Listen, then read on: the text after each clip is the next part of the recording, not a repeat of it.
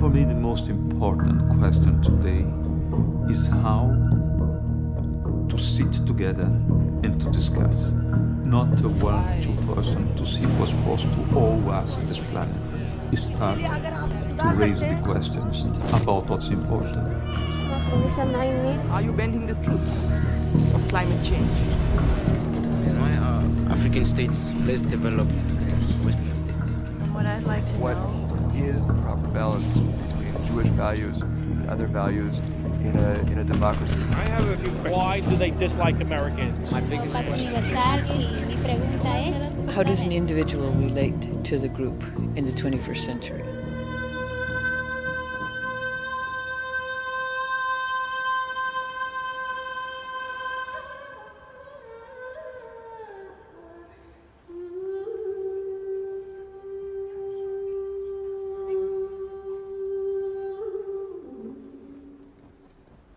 This place has a lot of history. And this place is, you know, used to burn books of people who speak things other people don't like to know. And maybe that's why we come here to August Bebelplatz in the middle of Berlin, where books got burned, their thoughts got burned, their freedom of speech got burned here.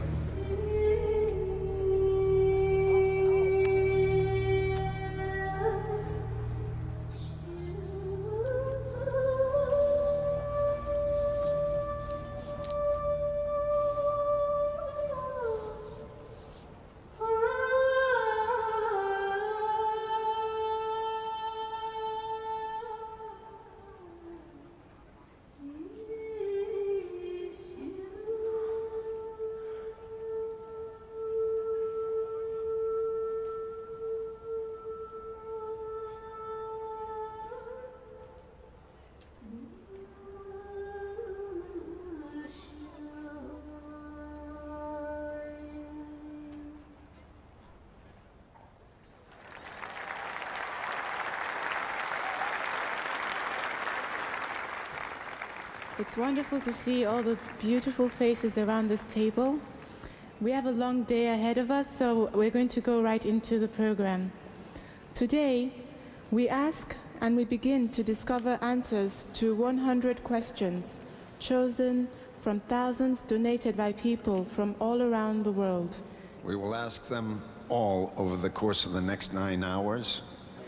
Okay, so turn the camera a bit straight rather than that way. Please, thank you. Not so much, a little bit there, thank you. Okay. Together we come together as one to celebrate our diversity and to gather a multiplicity of viewpoints. Thank you for being here with us. At the table of free voices.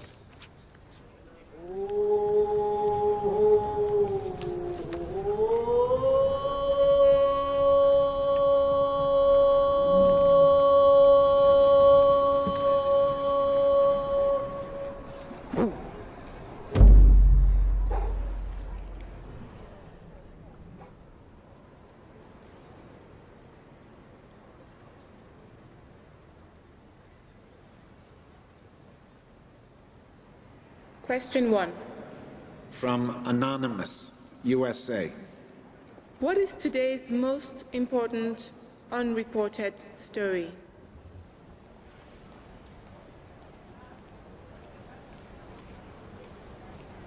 You can start with your answer.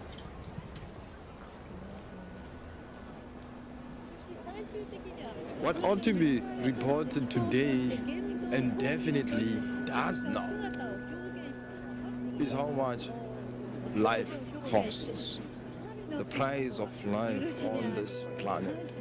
We are going from crisis to crisis, and we only report a portion of the story. When the guns of battle are silenced, we then forget about that country, that region that has suffered conflict, and we go to report a different story. And when we do so, we Also only ich würde mit Darfur beginnen. Die Ausrottung von Bevölkerungen, nur weil sie eine andere Religion haben oder eine andere Rasse haben und die Welt kaum interessieren, weil sie keine Ressourcen haben, kein Erdöl. The most unreported story of today is the truth behind the global terrorism. We have no idea, really no idea, what is the truth behind it. Who is alive, who is dead, who is advancing it, who is pioneering it, who is making use of it in his or their favor. There are children who has been enslaved, human trafficked. The millions and millions of people crossing borders illegally in search for a better life. I think today's most important unreported story is the story of the young girl who died 10 minutes ago of malaria. She died needlessly because the drugs to be able to kill the malaria parasite exist and are cheap. But she didn't get those drugs. And she died, and just now another child died. And this story goes unreported. I don't think that is today's one most important unreported story. There are many unreported stories throughout the world. Is the good things that are happening in the world. We don't hear about the good things that are happening. There are such wonderful things happening out there. All we ever hear about is the bad news, the death, the destruction, wars, killing, murders, rapes. Problemas. Os jornais, se você torce, pode dar a impressão que se tem que pode sair sangue.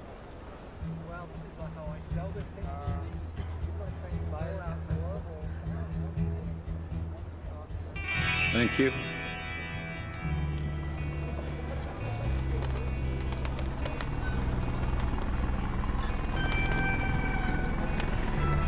Question 12 from Judy Tweet, 24 Denver, USA.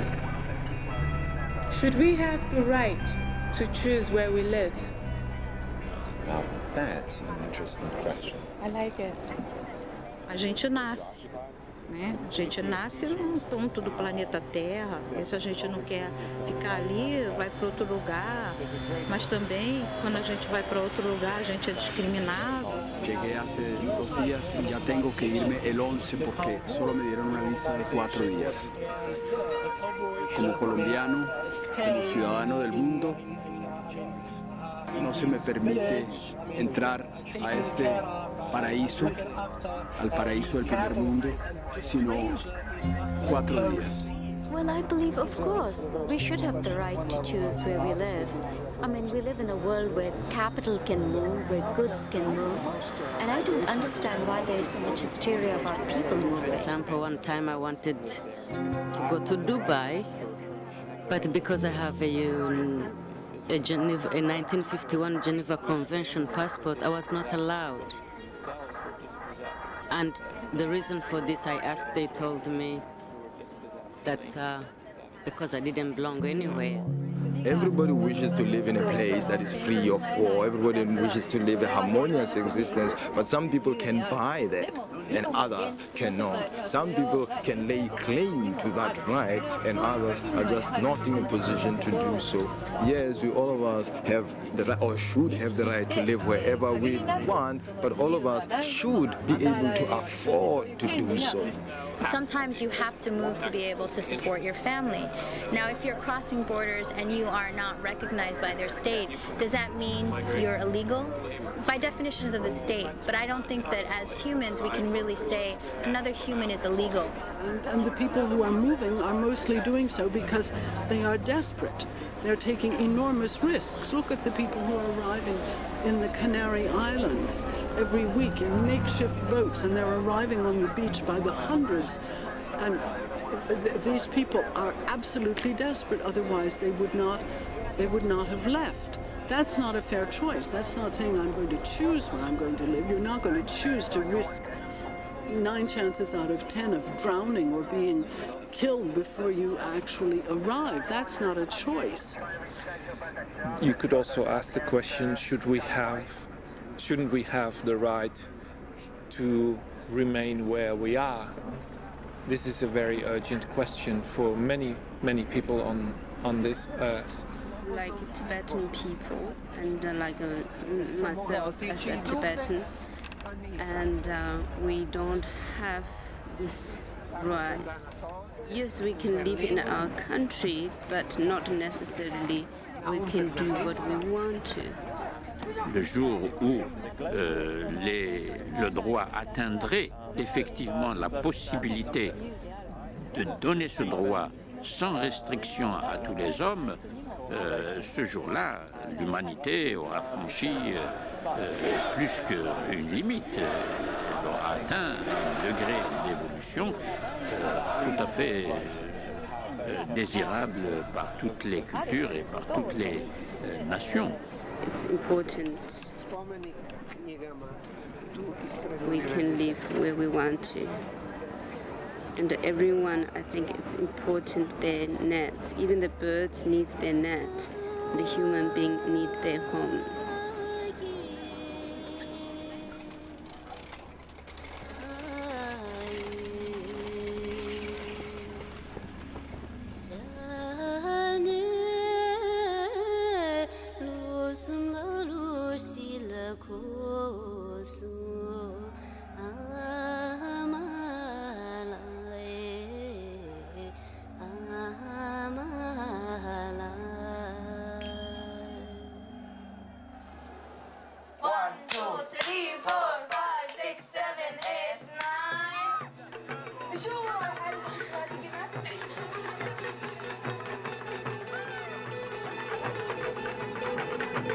Question 19, from Claire McIntosh, 25, Brisbane, Australia.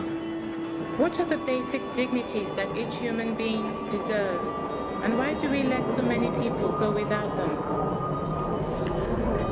Basic dignity is human dignity, their pride, so they can have their head up, not head down. They don't have to be scared of anything. They're also, maybe they are living in a remote village in some part of developing countries. So what? They should be standing straight. We let so many people go without them, so we can let other people do what they do. Take lands, drop bombs, take water, control minds. All for ourselves and nothing for other people seems to have been in every age of the world the vile maxim of the masters of mankind. All for ourselves, nothing for other people. It's Adam Smith who said that. Adam Smith, the father of capitalism. He knew that that was the tendency, all for ourselves and nothing for other people. I think that the Universal Declaration of Human Rights is what should be available for people throughout the world. We should not accept that anyone is denied those basic human rights. The basic human right to live a decent life, to have access to food, shelter, and education. It is unacceptable that in today's world there are children who are dying of hunger. It is unacceptable that in today's world there are children who have no shelter. It is unacceptable in today's world. To prepare myself for this question, I went into the internet, Wikipedia, and I reread the United Nations Universal Declaration of Human Rights, and it made me cry. I just wept. It is so beautiful. Let's put it in every passport. My father was exterminated at the age of 37. My mother at the same age. My sisters were exterminated at the age of 14 and 12 and 16. I survived, and life has become very precious for me, and I assume that it is also precious for every human being on this planet, and yet it is often taken away for wrong reasons. We teach our children that our lives are worth more than other people's lives, outsiders, people with a different color skin than ours, people that have less than we do, people that don't speak the language that we do, people, the other people. What happens oftentimes is that those people are really seen as them and not us, and there's not much attention paid to or much concern for the basic rights and dignities of those people. But I think you have to think about what we means in this question. Who are we and who are they? The baby, when they cry, you cannot distinguish if it's a boy, a girl, what nationality, what religion is the religion of the mother. It's only one voice. Don't forget this. It's only one sound. We must remember. So people really saw each other as their brother and really could imagine that each person out there was their child or their relative. It would be really different, like if we could really open our hearts that wide. Ljudsko dostojanstvo mora da zadobije svako za sebe.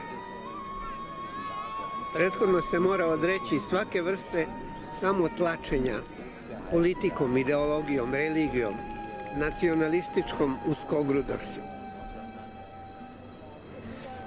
Eu venho da selva, onde passei a maior parte da minha vida, com tribos, onde a questão da liberdade é bem maior do que a liberdade que temos aqui. Não conheci seres mais livres do que eles, do que os povos indígenas. Não conheci. Glauben Sie daran, dass das Projekt hier was bewirken kann? Ich weiß es ab dem Moment, wo hier zum ersten Mal dieses Gemurmel angefangen hat und dieses Stimmengewirr, da ist mir richtig den Rücken runtergeredet, habe ich gemerkt, das bringt was, das hilft was. Ich war ein bisschen erinnert an Im Himmel über Berlin, da gibt es ja die Engel, die all diese Stimmen hören. Und da gibt es auch so ein ähnliches Gemurmel die ganze Zeit. Und plötzlich gab es hier dieses Gemurmel, nur das war echt. Das waren wirklich Leute, die alle gedacht und laut gedacht haben. Oh, hey, did you see Bianca?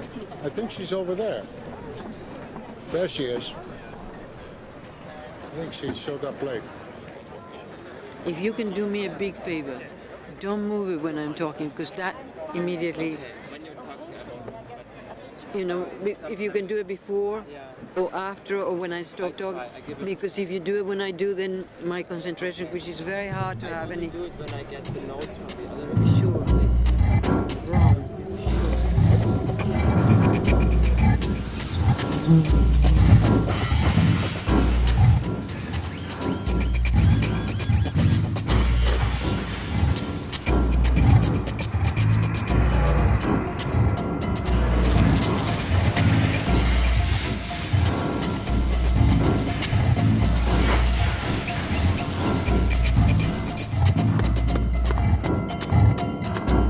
Question 28 from Andrew, 22, Frankfurt, Germany.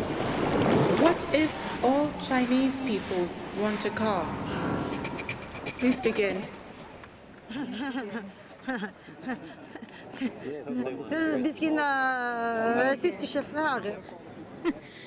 It's why not? Why should they not? Everybody needs a car. Why to talk only about Chinese? And when you go to America, they have everybody family has more than 3 cars. No, why Chinese? Everybody wants a car. Everybody. I mean, there are a lot of Italian, French, and German people don't have a car and they want a car. What if all Indians want a car? What if all Africans want a car? Wenn alle Chinesen ein Auto haben wollen und dann noch dazu mit dem Ehrgeiz, möglichst starke, möglichst große, möglichst schnelle Autos zu fahren, dann wird sich der Himmel über der Welt verdunkeln. Not enough roads, many accidents, not enough car parking space, too much pollution. 如果中国人都要想买汽车的话，那将发生什么？那把德国人全部变成汽车工人，为中国人生产汽车，最后把德国人全部累倒，这是不可能发生的事情。The car of today in the wealthy world utilizes 2 to 3% of the energy in the gas tank to actually move the driver. The rest is lost in moving the weight of the frame and the weight of the engine, lost in heat and friction. We've devised an enormously sophisticated set of very badly designed vehicles just to move one person from one place to another. Petroleum prices will continue their sharp upward movement. And economic chaos in the West at the most, or at the very least, the grim, inevitable realization that something has to be done about the excess consumption of these fossil fuels in the United States of America and other Western countries is going to be impressed on people's consciousness. China, for a long time, was a nation of bicycles. I'm encouraged that Chinese automakers are looking at the ecological impacts of the cars and working very hard on thinking about electric cars. China has a huge opportunity and a huge responsibility to industrialize in a way that works for its people and for its environment and for the world. It's clear that what's behind the question is not so much the Chinese people, but a metaphor for a situation in which it's unsustainable, clearly. So we cannot ask of them what we're not prepared to do ourselves. And what we need to do is that we should learn from our mistakes, from the way we have lived, from the irrational and the irresponsible way in which we have lived our life. 问题不在于是有多少人想买新的汽车，问题在于呢人的这种欲望的大门吧被无限的打开了。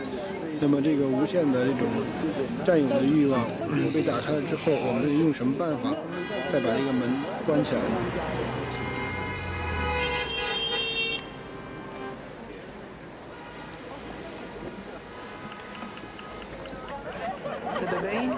Tudo bem. Enjoying? Good. A little bit exhausted. Yeah. Hey, wow. It's too much. Oh, yeah. This is just so cool to be here doing this. Is it? Yeah, I mean, this is where the Nazis burned the books. Oh, now I get it. Those stack of books are there because of that. Jesus, I didn't realize it. Willie. Hey, how many questions do you have now? After all the, after so many questions. Eu estou falando tanto, estou falando tanto sobre os problemas.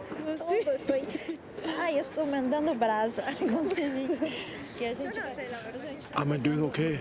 Question 33 is from the New York-based novelist Siri Husfeldt, who asks, I'm very curious to know to find out how consumer culture actually influences, you know, the personalities, the ways people live, the way they think inside themselves in a given culture. How it becomes part of us and what it means to be able to resist that visual and verbal culture. It seems to me is always reducing and simplifying reality into something that can be easily bought and sold.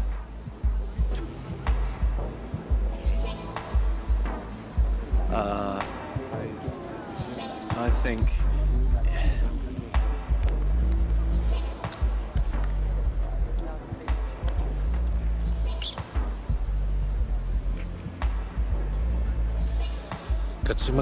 consumer culture, it functions to keep creating a desire in the society, in the community, that here is something new, here is something better, here is something the people, the man, need nothing.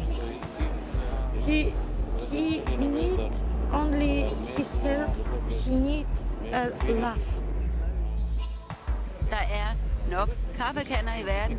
Der nok af alle de her dimser, der omgiver os. Der nok stole. Brug en af de mange hundrede, der Og så bruge energien på at udvikle ting, der virkelig vigtigt i det andet, i den overskydende energi, du har. Y todo esto forma parte de una cultura de la prostitución. Se han prostituido los valores y el hombre es una gran máquina de prostitución también. We created monsters of agricultural development. McDonald's cows are killed, and there's no ceremony of killing the animal. There's no honoring, thanking that animal for providing the food for us. So when there's no ceremony, the food we eat becomes bad. And guess what? Where McDonald's is eaten, people become sick. What did you expect? There's no ceremony. The most powerful people on the face of the planet are the ones who can affect the most minds, who can be able to influence human behavior and social movement and the way in which societies view themselves, see themselves, the way they walk, the way they talk, things they eat, they drink and such like. And it's all a matter of economics. Es un modelo que nos está destruyendo. Es un modelo que nos está consumiendo. What we really need to look at is the free market itself and see how we can really bring in the whole aspect of ethics. Wealth in order to share, to care, and to live happily with oneself and others. And the deepest, the best wealth is how to serve others.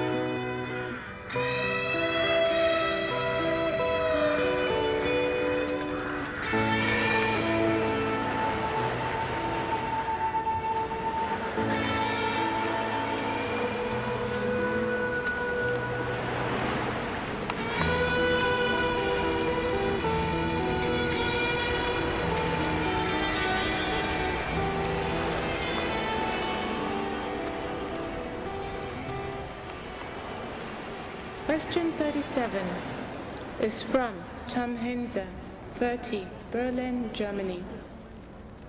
Does our wealth depend on the third world being poor? Die Bezeichnung Dritte Welt ist schon ein arroganter Anspruch. Es ist keine dritte Welt, sondern es ist auch eine Welt, die etwas anders entwickelt ist oder etwas in Entwicklung zurücksteht. Aber sie ist nicht die dritte Welt. Wer soll denn die erste Welt sein? What is that definition of the third world anyway? Is there a first world, a second world, and a third world? Not really. One world, not doing so well, humans fucking it up. I mean, if our wealth depends on the third world being poor, then we're in trouble. We're in trouble. Começaram primeiro tirando o ouro. O ouro que para povos indígenas não tinha valor como tem para o capitalista. Africa has been the cradle of mankind. And I stand very clearly and say that Africa is also going to be the deathbed of capitalism.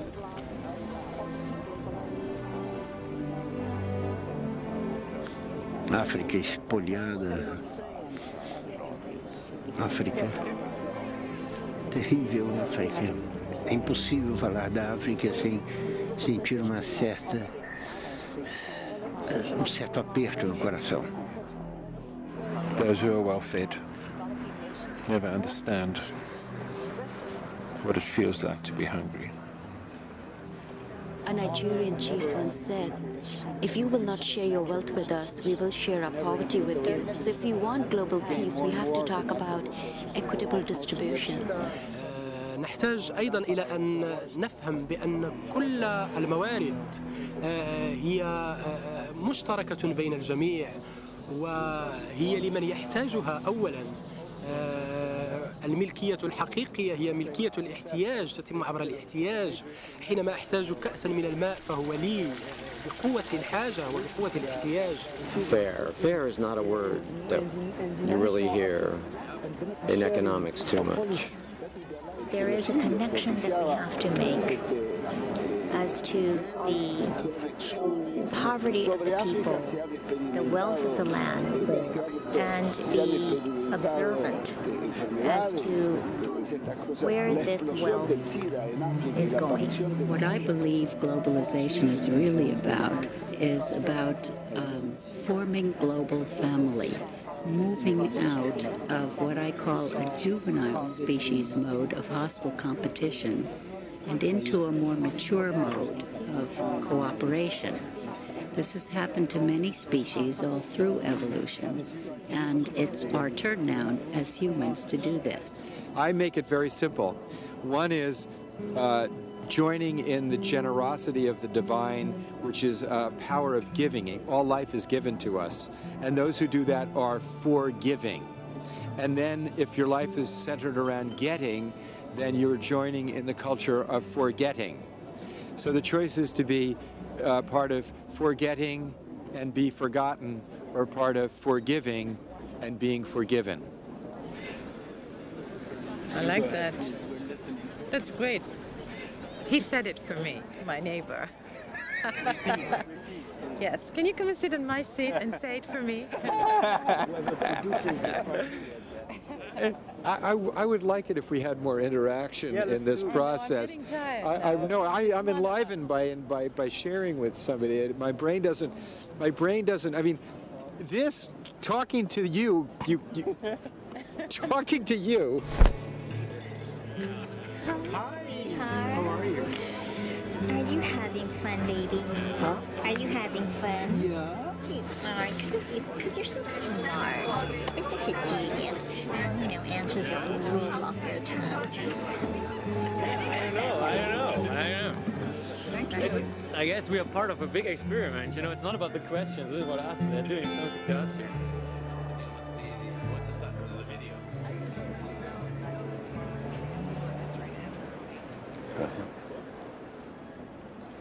Thank you. While you were giving your answers to that last question, I was walking through the circle and I was able to see all your faces, hear your voices, see your expressions. And it was deeply moving for me to see everything that I saw as I walked through the circle. It's such a diverse group that we have here. We're our own United Nations. I saw people from Africa, from Asia, Australia, from, you know, Europe, Americas. And it's beautiful that we're all together here investing in the future. Question 41 from Adrian Messeros, 30, Budapest, Hungary. Is there a modern version of colonialism? Yes. Yes, there is a modern version of colonialism, and it's got a name. It's called debt. It is called debt, followed by the structural adjustment policies imposed by the World Bank and the International Monetary Fund. A lot of this money coming to developing countries is actually used to control the sovereignty of our own government, of our own people. The bank and the fund move in and they say, okay, if you are going to pay back your debt, and you must pay back your debt, then you have to put interest rates way, way up. That makes it harder for businesses to borrow and to employ people. You got to privatize everything in sight, so that gives big opportunities to foreign companies and local elites to buy up all of the previously public companies.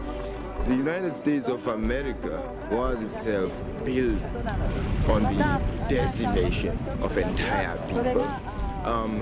Europe has been built on sucking out the Congo, on sucking out the golden diamond of South Africa. Primero fue el esclavismo y las materias primas.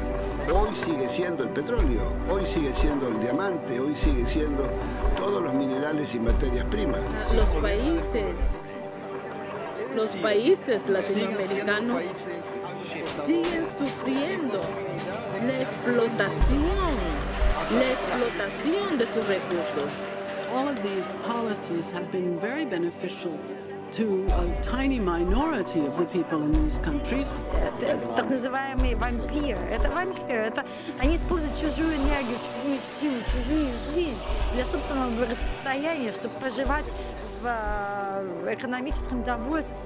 It's modern economic colonialism based on globalization, but its structure is almost exactly the same as it has been for 400 or 500 years. It's better than colonialism because it doesn't need an army, it doesn't need an administration, it doesn't cost you anything as the person intervening, the state, the powers intervening. Wir sind Kinder einer Ära, die genug für alle hat. Doch so viele haben Hunger und so wenige sind satt. Eine presst die anderen zahlen, das war bisher immer gleich. Weil die armen Länder arm sind, sind die Reichen reich. And this is a really ideal system because it isn't even very, very visible. Colonialism is visible. People think this is rotten, you know, there's pictures taken. But debt is invisible and it works just as well, even more efficiently. I don't like to be sitting here as an American talking about this, but this is the underbelly of the real world that we live in. It's very real. It has caused enormous misery, and we have to know what's going on in our world in order to change it. There must be some democratic forms of life and forms of organization that can sidestep all imperial and colonial forms of subjugation. That's the great question of the 21st century.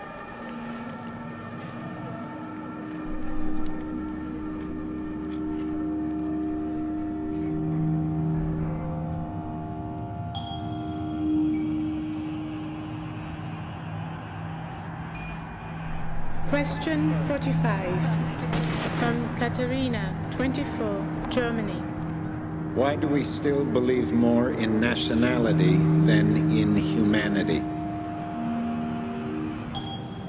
It is by the conditioning of mind that we are trained all the time, that you are part of a national identity. That is how we see it. And within a nation, again, it gets down to smaller and smaller and smaller identities. And so we are fearful. We have been put into a framework to protect ourselves. We're so insecure. We do not know who is for us and who is not for us. And that has destroyed the humanity. أعطيك مثلا في العراق الآن أصبح في بلدي أنا من العراق أصبح أكثر البشر يلتصقون بأبناء عمومتهم أو بأبناء أخواتهم أو بأبناء المدينة الواحدة. سابقا لم يكن نسأل من هو، من أين أتى هذا الشخص، من أي مدينة، من أي قبيلة، من أي عائلة، نصادقه ونذهب. It is security, psychological security, that enables people to feel an expanded sense of self, that enables them to respect difference. It is when people feel frightened, scared, cut off, that intolerance grows. And in the nation states today, people are being manipulated through the mass media to learn to hate the other whom they have never met. We live in a world where we have been conditioned to be tribal, to be nativist, to be nationalist. Of course, it's important to understand that nationalism is really fanaticism. Moi, je pense qu'en chacun de nous, il y a un dictateur raciste. Je suis persuadé de ça. Weil uns die Familie näher ist als die Sippe. Die Sippe näher ist als der Stamm. Der Stamm näher ist als das Volk. Das Volk näher ist als die Menschheit. I, for one, don't believe in nationality at all, and I think more and more of us in the 21st century, children of the world of possibility, children of the future tense, perhaps, live in the passageways between nations, between cultures and between categories, outside the traditional definitions, and our affiliations are not to nations or to the traditional order, but to something beyond that. I believe that to a certain extent, the concept of nationality is beginning to erode as we turn into a kind of genuinely transnational people. Sometimes the worst enemy is our own perception. Thank you.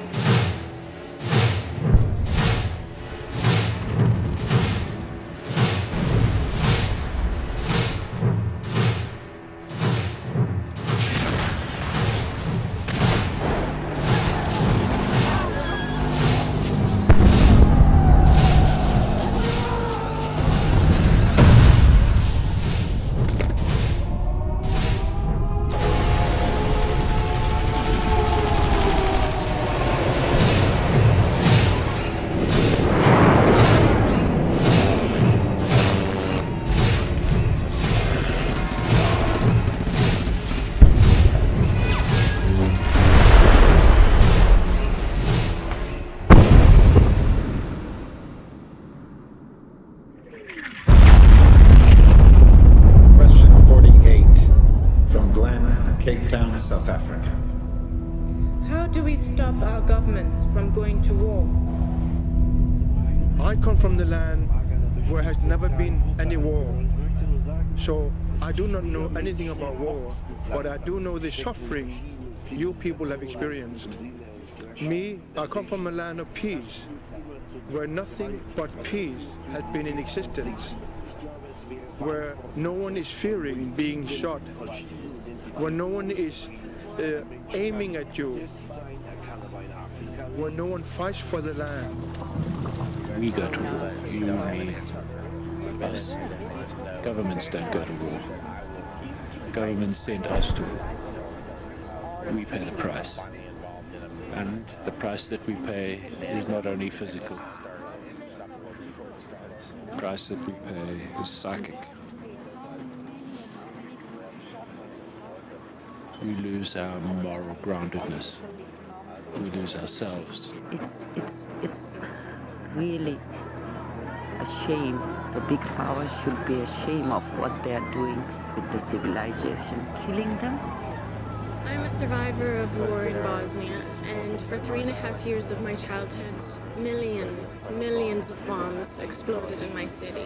And to hear a bomb explode is an experience that can't be explained or described, because you feel it in your body. I remember just my whole body reacting to such loudness and to destruction, and my heart would jump every time, millions of times, and there were times when it felt like my heart could no longer take it, and it would just sort of burst into millions of pieces. We human beings are nothing but a collateral damage. We're not talking about numbers, we're not talking about lives destroyed, we're not talking about families destroyed, but we're basically talking about just collateral damage. It's just numbing, because we're not seeing a face, it is distant. The political process has lost touch with the reality that the fact that war is only about economics. Es incomprensible que hoy por hoy las potencias mundiales destinen tanto dinero para la muerte. We've lost our connection to our responsibility for what our governments do. And we get lost in our powerlessness, and we think we can change it in a few moments. That, you know, people marched against the war and it didn't work, and so everybody goes home and starts to do their lives again, while what they were in the streets about originally has become a greater nightmare than they could have ever imagined. But why was it horrible when they first entered the streets and not so horrible now that no one's in the streets? How do you stop the government is a very difficult question. The only way I think one could do is by overthrowing that government by a revolution. But then, of course, the notion of revolution in our time is so archaic, so dépassé. We don't think on those terms anywhere. But that is the only way we stop a government. Самый лучший способ, который могут применить женщины всего мира, не отдавать своих детей для того, чтобы из них делали солдат, для того, чтобы из них сделали убийц. Jer ja dolazim iz jednog regiona gdje smo se mi uzajamno omrzli i počeli jedne druge veoma bestijalno da ubijamo, kao da onaj drugi više nije čovjek. We have these disasters in which, in a very short period of time, a massive amount of destructive power can be brought to bear. The governments doing this must be replaced. The leaders individually responsible for these actions must be held to justice. We've seen a wonderful trend in the past 20 years with General Pinochet and a number of others whose actions led to genocide, led to disappearances, led to death, being brought before world courts of justice. So we must move to a world in which every leader is held accountable in the same way, with the feeling that their actions will be judged. As a human being, I feel that what is today's war? We are killing each other, and it's something that taking peace away of lot of people.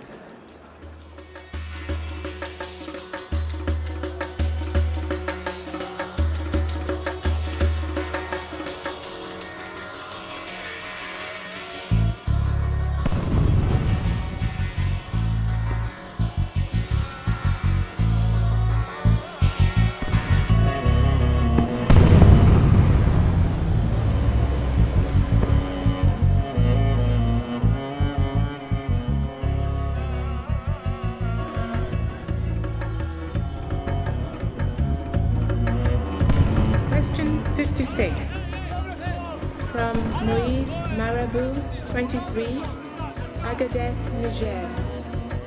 Why is there no peace in the Middle East yet? שאלה שמאוד מאוד מאוד מאוד מאוד קרובה לליבי בתור ישראלית. ואני יכולה רק להגיד שמהמקום שאני רואה את הדברים, אין שלום במזרח התיכון, בעיקר בגלל התנשאות וגברות הלב. As long as justice is not addressed, we will not have peace. Peace is not a moment between conflicts, but a continuous state one lives and strives for. أظن أنها غير مقتنعة بالسلام، والسلام الذي وجد كان سلاما زائفا، وكان سلاما مبنيا على عدم الثقة. Also ich glaube, der Grund ist, weil es Fanatiker auf beiden Seiten gibt. Beiden Seiten. אסור להתעלם מהעובדה שאנחנו נושאים צלקת נפשית עמוקה מאוד, והבעיה היא שבמקום לקחת על עצמנו תהליך של ריפוי ולהבין שאנחנו חייבים לגייס חמלה ואהבה וסליחה כדי להגיע לדיאלוג בגובה העיניים. אנחנו כל הזמן מתבצרים במה שנקרא צדקתנו. אין דבר כזה צדקתנו. ואנחנו חיים בתחושה שמותר לנו בגלל מה שעשו לנו. I believe the Palestinian and the Israeli will like to be able to coexist together. The whole argument that we were here first and they were here first is totally irrelevant.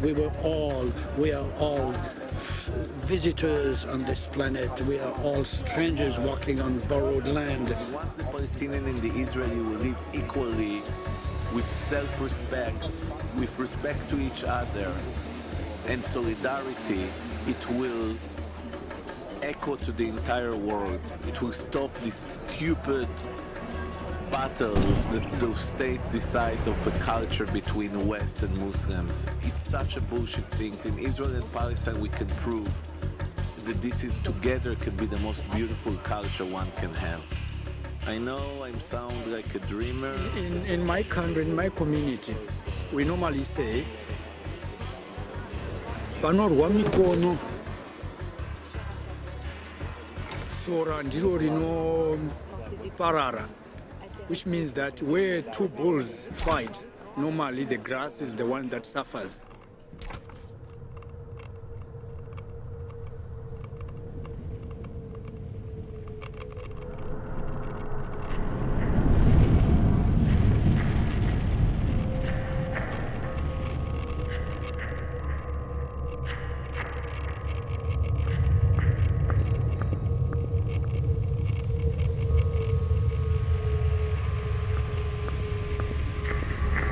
Question 61 from Wolfgang Jost, 23, Berlin, Germany. Why is an Iranian nuclear bomb supposed to be more dangerous than an American, Israeli, or French? Let us not ask this question in America or France or Israel, but let us ask this question in Algeria or in Iraq or in Lebanon and Palestine, well, or even Japan. August 7, 1945, American dropped a bomb on Hiroshima. Some 100,000 people have been killed, children in school, primary school, civilian. And the killing went on for the years because of the atomic consequences. Who has been using really those bombs practically? Until now, just USA. Iran pledges, promises to destroy Israel. And there was no doubt that if Iran were to have a nuclear bomb, it would keep its promise. Israel's bombs, where do they come from? We make those. We sell them to Israel. the American, Israeli, and French bombs should be eliminated.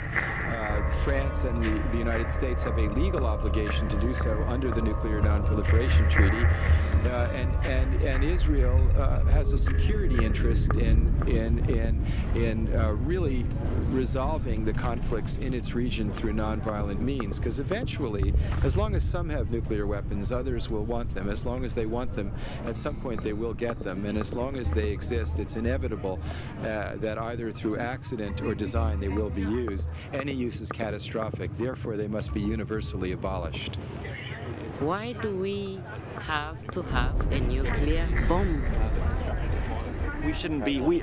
If we were to start all over again, I think no one would say that it was a good idea to build nuclear bombs. Yeah. Insane. Who would we be if we didn't live in the shadow of the atomic bomb? I think we would be very different people. Would we live in this sense of fear that could be that is manipulated by external powers so easily? Would we still be allowing the level of violence that we allow? I don't think so. I think we could have found some wonderful ways to deal with conflict that wasn't violence. And I do think that who we are in the 21st century has deeply been affected by the technological advances in weaponry, and I don't think we fully understand what that's done to our humanity, what it's done even just to American citizens to have used the atomic bomb. I think that contributes to how kind of violent our own inner natures is. It's contributed to the level of depression, the level of addictions, the disconnect and denial. And yeah, I think it would be a very different world, certainly one more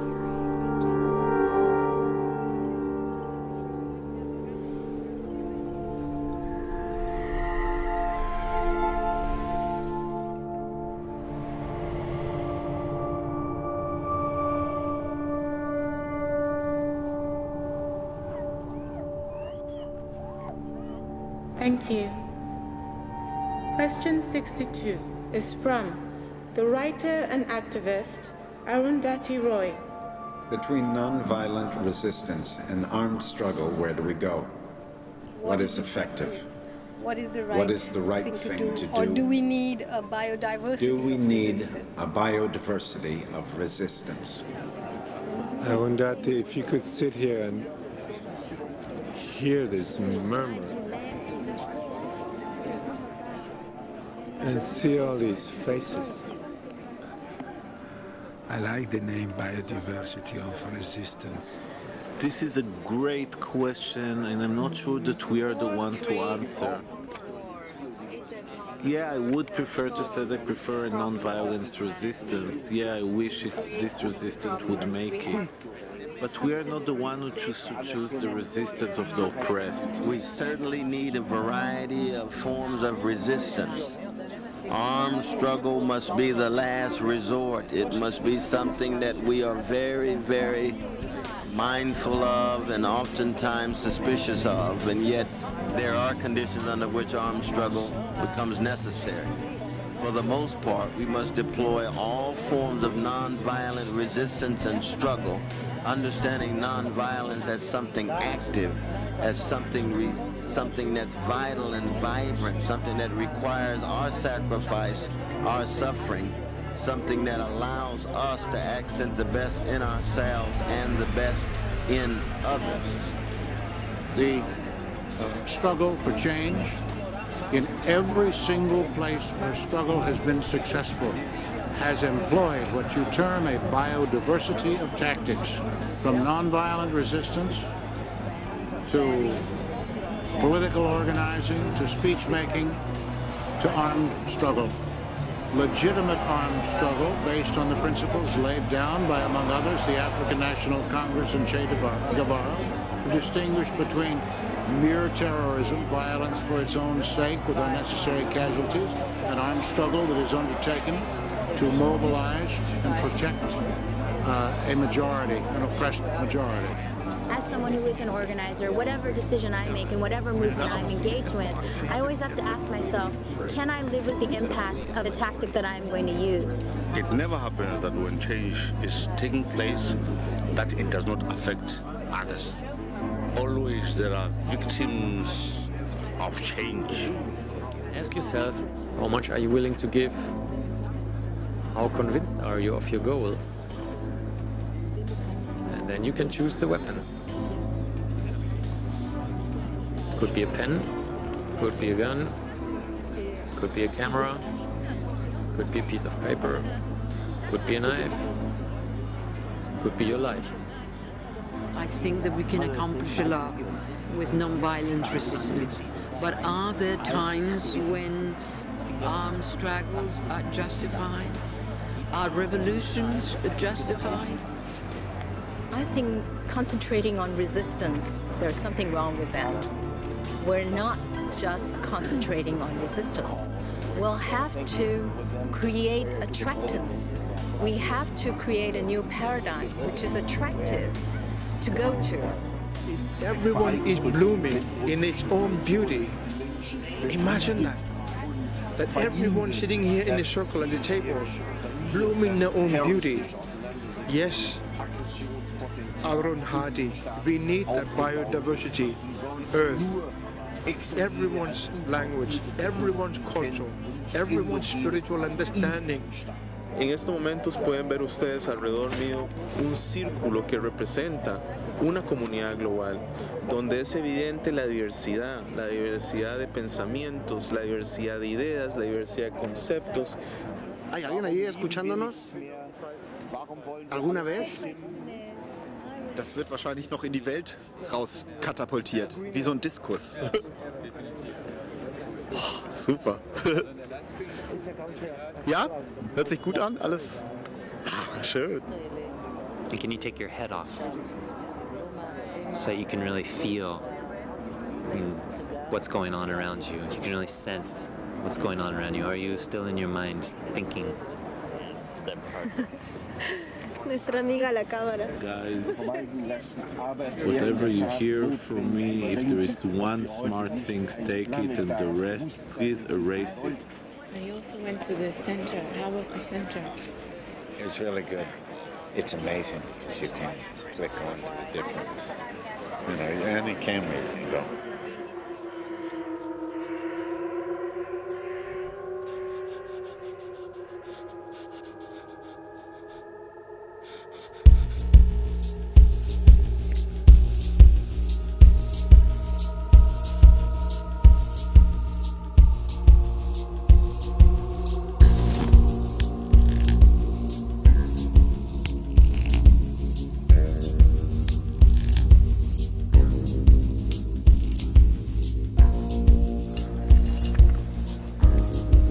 Question 75 from Sarah Francis, 35, Dublin, Ireland. What does courage mean now?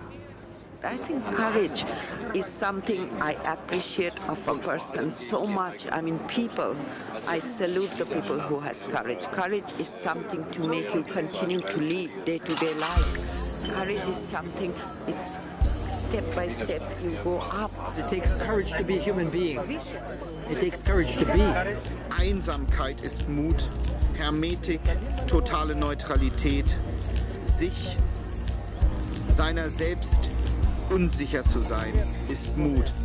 Courage is so many things. Courage is the courage of Aung San Suu Kyi, who is being kept incommunicado and on house for arrest.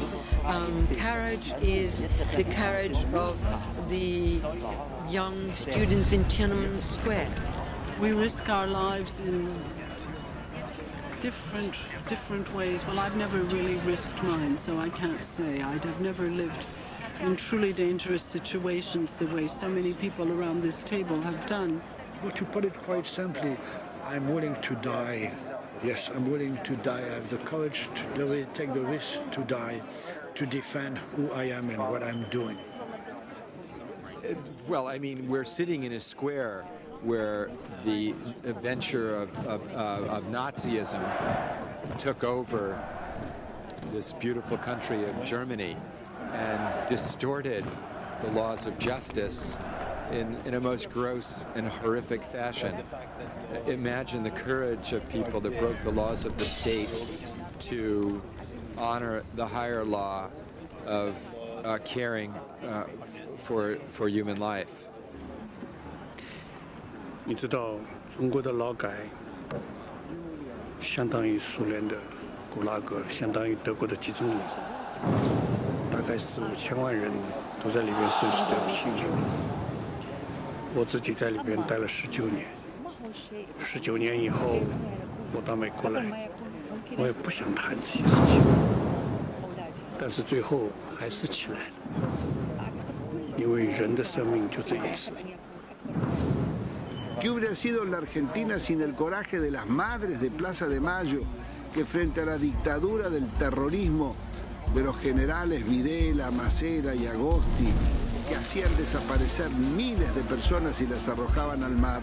¿Qué hubiera sido de nosotros sin la lección de coraje de esas madres que frente a la Casa de Gobierno todos los jueves desfilaban con los retratos de sus hijos desaparecidos?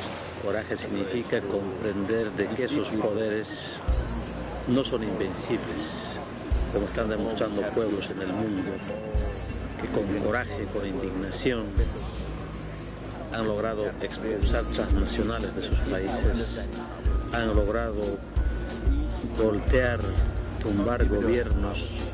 That courage has everything to do with looking the future into the face, always acknowledging an element of the unknown, but believing that if one sacrifices, if one suffers, if one takes a risk and allows oneself to be vulnerable, that one can still make a difference. Il faut garder ça en tête et ça devrait nous rendre d'autant plus radicaux et motivés que nous ne risquons pas notre vie, parfois que des ennuis, un peu d'ostracisme, un peu moins de bien-être. Courage is also not just about changing this world. It is really also about ensuring that the present-day world does not change me.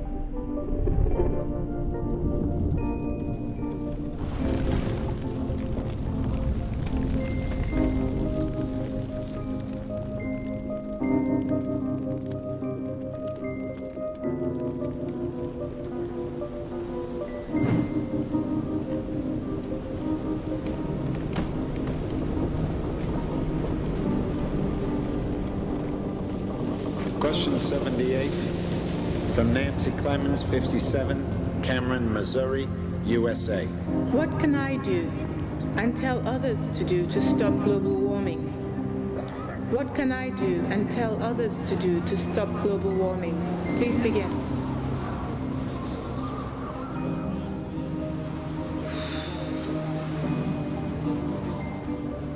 This is a big question. Simplemente las generaciones futuras no comprenderán nuestro actual delirio de destrucción. There's nothing you and I can do to stop the global warming. The ice is going to carry melting away. And now the matter is who will live? Who will live with a life worth living? We know that many will perish. We know that many more will barely survive with no life. Few will have a life worthy of living. I pray to the Great One and ask him again and pray again that you and me will be able to have a life worthy of living. Because no matter what you and I do today, there's no way of returning. The ice will carry on melting until it ceases to exist. Actually, we can't stop global warming anymore. As an evolution biologist, I firmly believe that we cannot stop it anymore. However, we can slow it down. Global warming is not about science, it's about experience. Science will give us the facts, it will give us the data, and it may move us to act. But ultimately, how we move each other to act is a question more of the heart than it is the head. Yeah, well, I guess that we're all part of the problem, but we also could be part of the solution. And I mean, for myself, I could make a contribution by stop driving my car. Transitions to biofuels and even large-scale wind and solar would probably not be able to be sufficient to sustain an industrial system at the present scale. And so the answer is powering down. Right now, hundreds of communities are starting to take these steps. They are engaged in what is called power down. They are looking at how they, as communities, can take steps right now to localize their economies. They realize that if oil prices shoot up or if there's scarcity, they may find the supermarket shelves empty. They may find that they won't be able to heat their homes, that they won't be able to travel.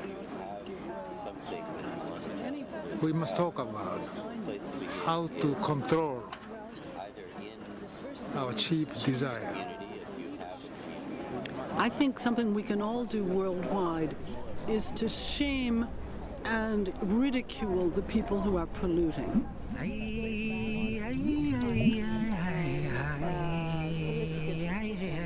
Es wird keinen Notstand geben. Wir sind ja seit Jahrtausenden im Ausnahmezustand. 私たちは錯覚を起こす。それは国が、政治が、宗教、人種が、民族が作り上げられていると思うけど、本来はそうではないのです。人類一人一人の意識の問題であるのです。I don't believe in humankind. No, I don't. I tell you, I'm embarrassed to belong to that race.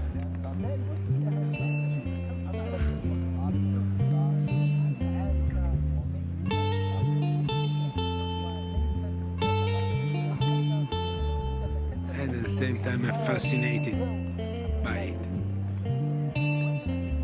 La bella e la bestia.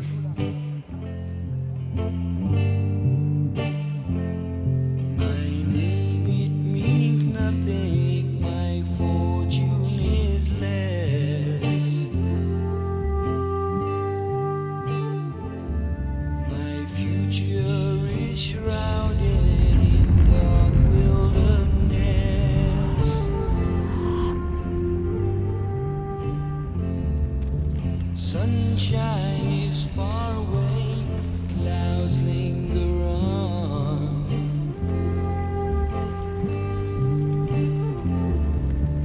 Everything I possess, now they are gone. They are gone. They are gone.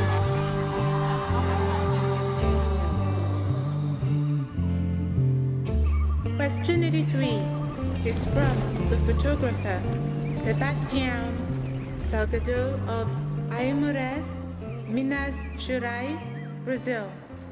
Can a person be perceptive enough to see our planet in a way that tells them that they too are part of nature? We all start seeing clearer and clearer the damage done. We see it at our doorsteps. We see and feel the climate changes, the drought and the flooding, the storms and the heat. We breathe the bad air. We suffer from allergies. We miss the taste in food. We watch the forests die. The animals and plants endangered and disappearing. And more of us understand that the planet does not belong to us, but that we belong to the earth. Since the 20th century, when man was able to escape gravity and move into space, we've had pictures, beautiful pictures of our planet, a little bluish globe that floats into the universe. And as you look at those pictures, you become almost sentimental and think, I live on this planet. I am part of this planet. Go out in a field and lie down at night and look down into the stars. Pretend that gravity has you glued to the bottom of the planet, because how do you know which way is up? The reason why little children love animals is because we have co-evolved with the rest of creation. We have lived close to nature for almost all our evolution. This little blip, modern life, cut off from the earth, cut off from other animals, and cut off from one another, has only happened because we have also become cut off from ourselves, from our own hearts, from our own bodies. Nature makes the most sophisticated materials on the planet out of carbohydrates. We too can learn how to do that, but we have thought ourselves to be superior to nature. We haven't looked at her 4.5 billion years of experience in incredible technologies. Take a wasp nest. It's a building that hangs from a single thread, made of materials so light that it can hold 300 times its own weight in inhabitants. Can we learn to make buildings like that? Can we grow skyscrapers from the bottom up, the way a reed grows by building new cells at the bottom of it and pushing itself upward? We have so much to learn from nature. אבל אם אנחנו נשתווה עם הטבע גם בדרגת המדבר, בבחירה החופשית שלנו, במאמץ האישי שלנו, אז בזה אנחנו נגיע לאיזון מכל הטבע ונהיה כמו כל הטבע. אנחנו נרגיש אז נצחיות, שלמות, הרמוניה, מה שיש בכל הטבע חוץ מהיהודי שלנו. וכך אנחנו מרגישים לא את הטבע, אנחנו מרגישים את ההפקיות שלנו ממנה. Everything we eat, everything we wear, all our houses, all our objects come from the living earth. So learning how to live from that earth in a way that is sustainable is not utopian, is not a dream. What stands between us and that possibility is the idea that it can't be done, the idea that they are too powerful, that corporations can't change, that the idea that people don't want change, the idea that all of this comes from innate human greed, that it comes from overpopulation, the planet is too crowded, therefore it's not possible to provide for people. All of these are myths that need to be reassessed, assumptions that need to be rethought.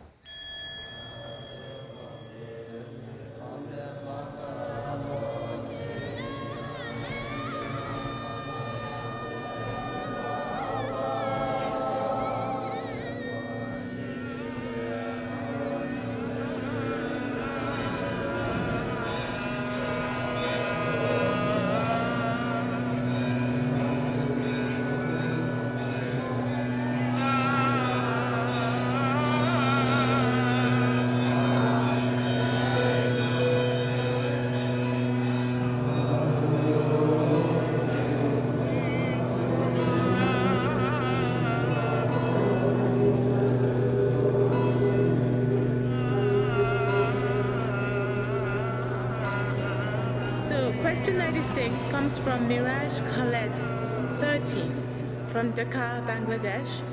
What is God's religion, she asks. What is God's religion? Please begin. I loved that question when I saw it because I think this is very perceptive. ¿Cuál Dios? ¿Cuál religión? What God? Who's God? Whichever way we want to take it, we must respect how others see this word God. lo que digo, es una manera que uno tiene de crearse ciertos arquetipos, ciertas expectativas, ciertos objetivos. God is isness. God is spirit. God is not religion. God doesn't have a religion.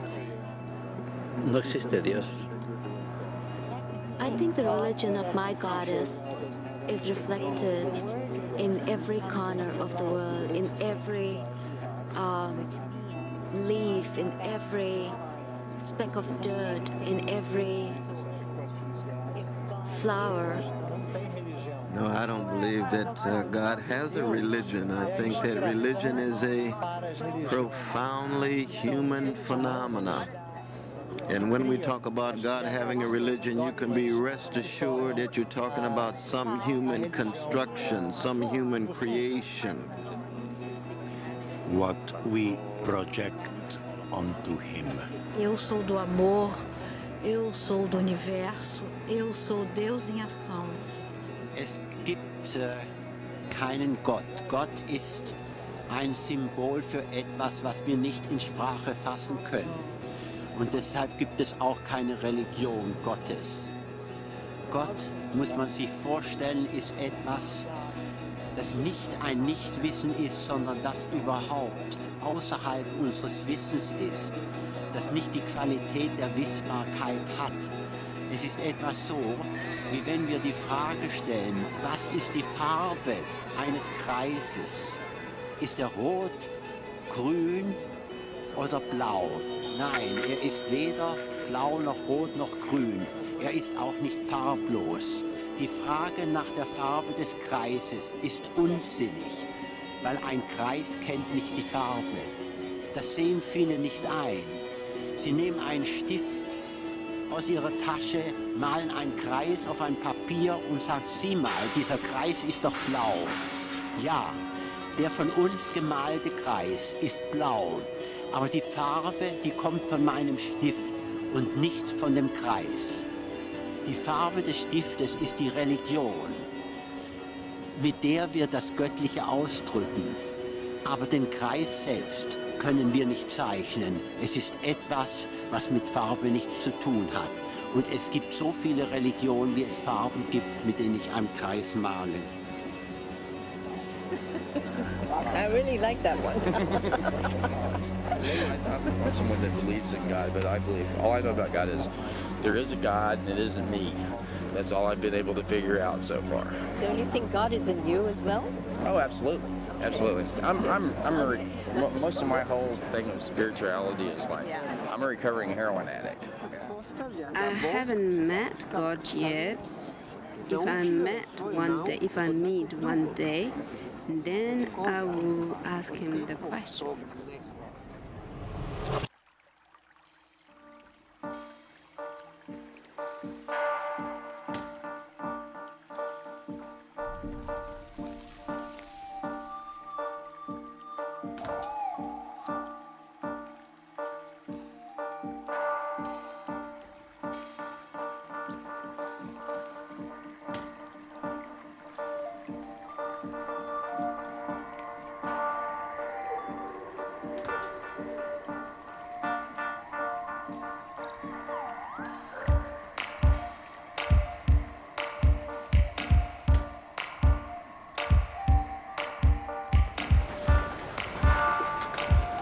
Thank you.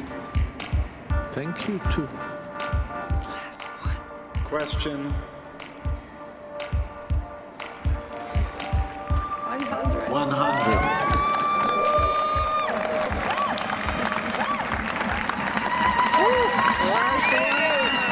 Floyd man kasi ganon.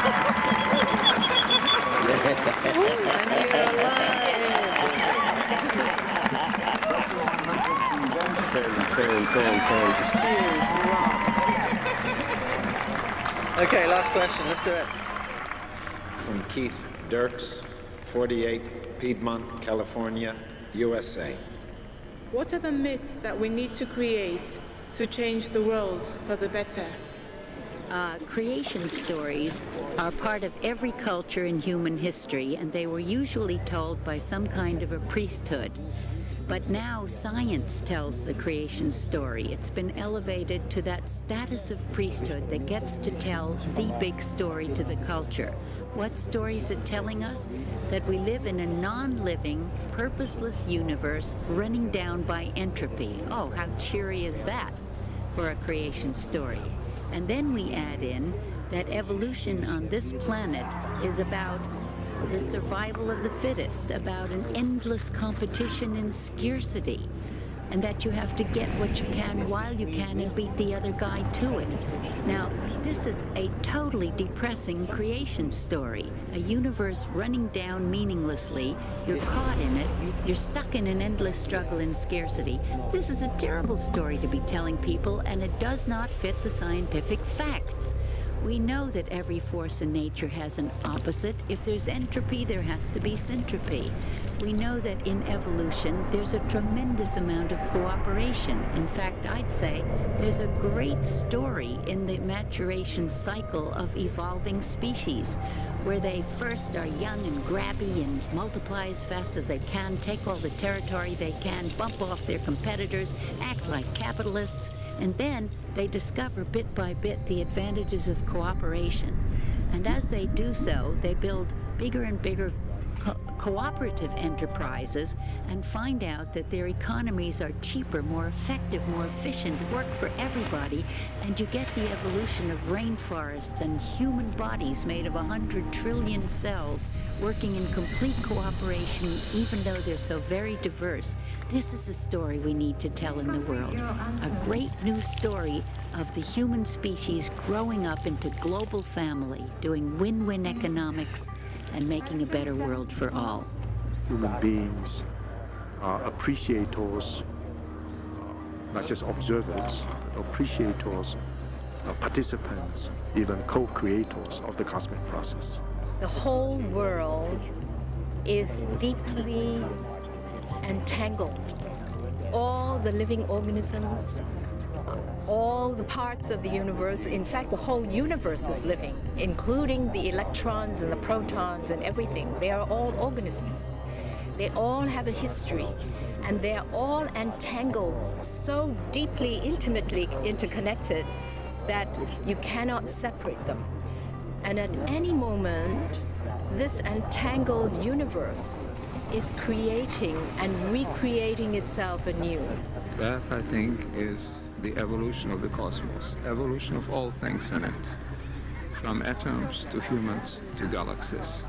That is the objective, that is the ambition, that is the ultimate aim of divine creativity. That's as far as we can come as human beings to understand it. Ich glaube, dass ein Maß an gelebter Demut und ein Maß an Mitmenschlichkeit und an Bekenntnis zur Schönheit als Gegenstück zur Brutalität und zur Grausamkeit der Welt. Ich glaube, dass das Sakrale in der Natur liegen kann, nicht nur im Übernatürlichen, auch in der Schönheit der Natur. Ich glaube, dass der Mensch ein metaphysisches Tier ist und immer bleiben wird durch seine Endlichkeit. Er ist das einzige Tier, was weiß, dass es sterben muss. Darin liegt das Mysterium, das fortgesetzte Mysterium menschlicher Existenz. It would have to do with the marrying of the mind, the soul, and this corporeal little covering that is supposed to be the body. That the marriage of all those, if it indeed be that, can only be powered by positivity.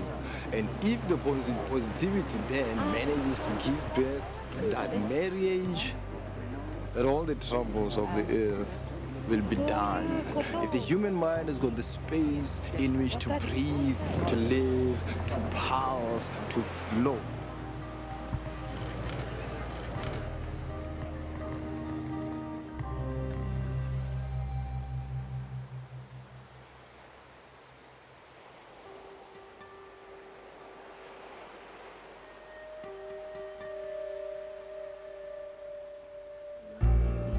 who is gonna ever listen to all of this? Because we are 112, there's 100 questions.